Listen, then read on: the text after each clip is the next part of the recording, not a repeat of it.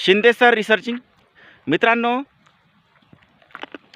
सध्या मी काय करतो आहे, काय फुटाणे खातो, प्रयोग का दाखवतो आहे की ॲक्च्युली मला आत्तापर्यंत म्हणजे गेल्या 3 वर्षापासून वारंवार जे की रेडिएशनद्वारे सॅटेलाईटद्वारे खोकला सोडला जातो ना, तो खोकला एकदा चालू झाला की एक परजीवीच्या पाठीमागचा खोकला असतो, म्हणजे ज्याला आपण डांग्या खोकला टाईप खोकला म्हणतो.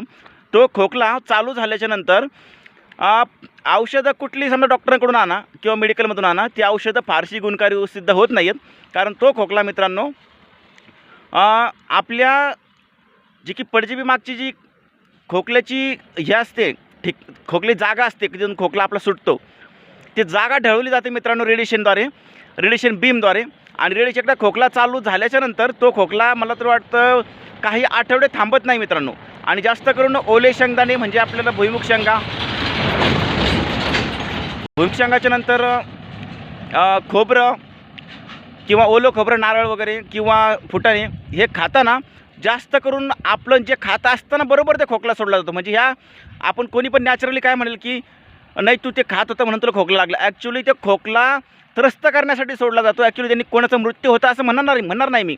पण मित्रांनो, ॲक्च्युली अशा प्रकारे मला रेडिएशनद्वारे खूप त्रस्त केलं गेलं होतं गेल्या 3 वर्षापासून. आणि त्याच्या पाठीमागचं पण सुप्त रूपाने मी जसं लहानपणापासून मी व्हिक्टीम होतो मित्रांनो याचा. आणि ॲक्च्युली मला याचं अवगत जे झालेलं आहे 2020मध्ये मित्रांनो. आणि नंतर मी याच्यामध्ये रिसर्च करत गेलो की ॲक्च्युली मित्रांनो जीव घेणे प्रयोग केले जातात करणी झालेल्या व्यक्तीबरोबर. त्यामुळे मित्रांनो की याच्यामध्ये सावधगिरी कशी बाळगायची तर याच्यामध्ये खूप मुश्किल आहे मित्रांनो. हे आता हे कायद्यात बसत नाही, कसंच बसत नाही मित्रांनो. पण याच्यात मित्रांनो सावधगिरी बाळगा. आणि मित्रांनो कारण याच्यामध्ये जास्त जीवाला घात होऊ नये यासाठी जास्तीत जास्त आपण प्रयत्न केला पाहिजे मित्रांनो. तर खोकला जो सोडला जातो तो कुठल्याही प्रकारचा व्हायरसचा खोकला नसून तो फक्त मित्रांनो घशामधील क्षणिक केला जातो बदल, तो क्षणिक बदल केलेला असतो रेडिएशन बीमद्वारे.